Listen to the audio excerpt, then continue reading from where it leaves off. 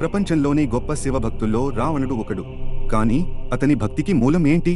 శివుడు అతనికి వరమివ్వడానికి కారణం ఏంటి? ఈ కథలో మనం ఆ రహస్యాన్ని తెలుసుకోబోతున్నాం. లంకాధిపతి రావణుడు మహాపరాక్రమశాలి, అపారమైన తేజోమయుడు. కానీ అతనికి శివునిపై అపారమైన భక్తి. అయితే రావణుడికి ఓ కోరిక ఉంది. ఆ కోరిక తన శక్తిని మరింత పెంచుకోవడమే. ఒక్కసారి శివుని యొక్క అనుగ్రహం లభిస్తే ఎవ్వరూ తనను ఓడించలేరు. ఈ ఆలోచనతో రావణుడు హిమాలయాలకు ప్రయాణం ప్రారంభించాడు. తన సంకల్పం నిజం చేసేందుకు రావణుడు హిమాలయాలలో ఘోరమైన తపస్సు చేయాలని నిర్ణయించుకున్నాడు. రోజులు గడుస్తున్నాయి, కానీ రావణుడు కదలకుండా శివుని ధ్యానం చేస్తూనే ఉన్నాడు. దేవతలకు భయం పట్టుకుంది. రావణుడు ఇంత భయంకరమైన తపస్సు చేయడం భవిష్యత్తులో వారికి ప్రమాదకరంగా మారుతుందేమో అని. శివుని ప్రసన్నం చేసుకోవడానికి రావణుడు తపస్సును మరింత కఠినతరం చేశాడు. తనదైన శైలిలో తన శరీరాన్ని కూడా బాధించేంతటి తపస్సు చేశాడు. తన భక్తిని నిరూపించుకోవడానికి రావణుడు ఏకంగా తన తలలను కూడా త్యాగం చేయడం ప్రారంభించాడు. అదే సమయంలో శివుడు రావణుని తపస్సును గమనిస్తున్నాడు. అటువంటి భక్తిని ఆయన పట్టించుకోకుండా ఉండలేకపోయాడు. రావణుని తపస్సును చూసి శివుడు తానుగా ప్రత్యక్షమై అతనికి వరమివ్వడానికి సిద్ధమయ్యాడు. రావణుడు శివుని ముందు మోకరిల్లి తన తపస్సుకు ప్రతిఫలంగా వరం ఇవ్వమని వేడుకుంటున్నాడు. ప్రభూ, మీరు నాకిచ్చే వరంతో నేను మరింత శక్తివంతుడవ్వాలి. నా శత్రువులను ఓడించగలగాలి. రావణ, నీ భక్తి అపారమైనది. నేను నీకు ఓ అమోఘ ఖడ్గాన్ని ప్రసాదిస్తున్నాను. ఇది నీకు విజయాన్ని ఇస్తుంది. శివుడు రావణుడికి చంద్రహాస అనే ఖడ్గాన్ని ఇచ్చి దాన్ని ధర్మబద్ధంగా ఉపయోగించాలని హెచ్చరించాడు. తన తపస్సుకు ప్రతిఫలం పొందిన రావణుడు మరింత ధైర్యంతో లంకకు తిరిగి వెళ్తున్నాడు. దేవతలు రావణుడి పెరుగుతున్న బలాన్ని చూసి భయపడ్డారు. భవిష్యత్తులో ఇది వారికి ముప్పుగా మారుతుందేమో అని. వరాన్ని పొందిన రావణుడికి అతని గర్వం మరింత పెరిగింది. తన శక్తిని చూపించేందుకు అతను సిద్ధమయ్యాడు. రావణుడు తన శక్తిని పరీక్షించుకోవడానికి కొండలను లేపుతూ తన భయంకరమైన బలాన్ని ప్రదర్శిస్తున్నాడు. తన శక్తిని చూసుకుని గర్వంతో రావణుడు కైలాస పర్వతాన్ని లేపాలని నిర్ణయించుకున్నాడు. రావణుడు తన అమోఘ బలంతో కైలాసాన్ని లేపేందుకు ప్రయత్నించాడు. శివుడు కేవలం తన బొటన వేలితో కైలాసంపై నొక్కగానే రావణుడు కైలాస పర్వతం కింద ఇరుక్కుపోయాడు. తన పొరపాటును గుర్తించిన రావణుడు శివుని క్షమించమని వేడుకున్నాడు. శివుని మహిమను కొనియాడుతూ రావణుడు శివతాండవ స్తోత్రాన్ని ఆలపిస్తున్నాడు.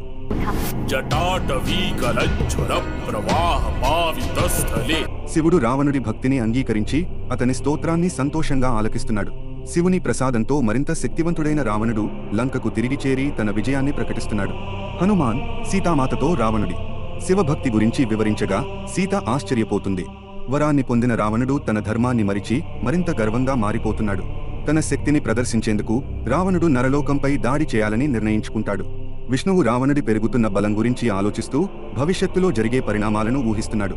తన శక్తిని ప్రదర్శించడానికి రావణుడు యమధర్మరాజును కూడా ఎదుర్కొనేందుకు సిద్ధమయ్యాడు. యమధర్మరాజు రావణుని అహంకారాన్ని శాంతపరిచే ప్రయత్నం చేస్తున్నా రావణుడు అతనితో ఉగ్రంగా యుద్ధం సాగిస్తున్నాడు. బ్రహ్మదేవుడు రావణుని యుద్ధాన్ని ఆపుతూ అతనికి ధర్మ మార్గం తెలియజేయాలని ప్రయత్నిస్తున్నాడు. బ్రహ్మదేవుని హెచ్చరికలను పట్టించుకోకుండా రావణుడు తన శక్తిని ఇంకా ప్రదర్శించాలని సంకల్పంతో ముందుకు సాగుతున్నాడు. నరకంలో విజయం సాధించిన రావణుడు స్వర్గాన్ని కూడా తన అధీనంలోకి తీసుకోవాలని నిర్ణయించుకున్నాడు. ఇంద్రుడు రావణుడి దూకుడును గమనించి ఇతర దేవతలతో కలిసి ఒక వ్యూహాన్ని సిద్ధం చేయడానికి ప్రయత్నిస్తున్నాడు. రావణుడు తన అమోఘ బలంతో స్వర్గం వైపు దండయాత్ర చేస్తూ దేవేంద్రుని సింహాసనాన్ని చేజిక్కించుకోవాలని సంకల్పిస్తున్నాడు. నారదుడు రావణుని ఆపేందుకు ప్రయత్నిస్తూ అతనికి భవిష్యత్తులో రాముడి అవతారం గురించి సూచిస్తున్నాడు. నారదుని హెచ్చరికలను పట్టించుకోకుండా రావణుడు తన మిషన్ను కొనసాగిస్తున్నాడు. ఇంద్రుడు మరియు ఇతర దేవతలు విష్ణుని ఆశ్రయించి రావణుని ఆగటానికి సహాయం కోరుతున్నారు. విష్ణువు రావణుడి భవిష్యత్తును గూర్చి వెల్లడిస్తూ రాముడి అవతారాన్ని గురించి చెబుతున్నాడు. రావణుడు స్వర్గాన్ని తన అధీనంలోకి తీసుకోవాలని తలపోస్తూ దేవతలపై దాడి మొదలు పెడతాడు. ఇంద్రుడు రావణుడి మహత్తర బలానికి ఓడిపోయి స్వర్గాన్ని వదిలి వెళ్లిపోతాడు.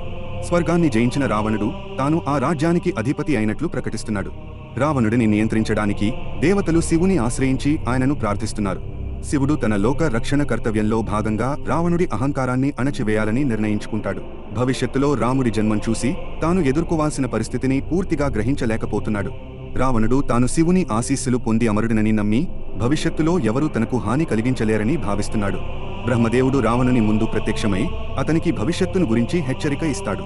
రావణుడు బ్రహ్మదేవుని హెచ్చరికలను హాస్యంగా తీసుకుని తన శక్తి ముందు ఎవరూ నిలవలేరని ధీమాగా చెబుతున్నాడు. దేవతలు రావణుడి అధికారణం పెరిగిపోతుండటంతో విష్ణును ఆశ్రయించి పరిష్కారం కోరగా విష్ణువు భూమిపై అవతరించాల్సిన సమయం ఆసన్నమైందని గుర్తించి రాముడిగా జన్మించే సంకల్పం తీసుకుంటాడు. రావణుడు తన అహంకారాన్ని మరింత పెంచుకుంటూ తాను జగజ్జేత అని ప్రకటిస్తున్నాడు. రావణుడి పెరిగిన గర్వాన్ని గమనించిన కొంతమంది మంత్రులు భవిష్యత్తు గురించి భయపడుతున్నారు. తన విజయాలు ఇప్పటివరకు పరిమితం కాకూడదని భావించిన రావణుడు మరిన్ని లోకాలను జయించాలని సంకల్పిస్తాడు. రావణుడు తన సైన్యాన్ని సిద్ధం చేసుకుంటూ కొత్త యుద్ధాలకు సన్నాహం చేస్తున్నాడు. రావణుడు తన విజయాలను మరింత విస్తరించేందుకు ఇప్పుడు పాతాళలోకాన్ని జయించాలని సంకల్పిస్తున్నాడు. పాతాళలోకంలోని శక్తివంతమైన రాక్షస యోధులతో రావణుడి సైన్యం యుద్ధానికి సిద్ధమవుతోంది. రావణుడి కథ ఇక్కడ పూర్తి కాలేదు.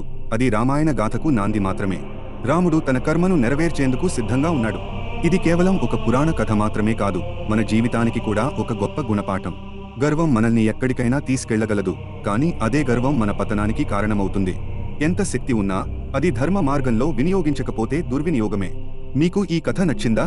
మీకు ఈ కథ నచ్చితే మరిన్ని పురాణ, ఆధ్యాత్మిక మరియు ఇతిహాస గాథల కోసం మా ఛానల్కి సబ్స్క్రైబ్ చేయండి.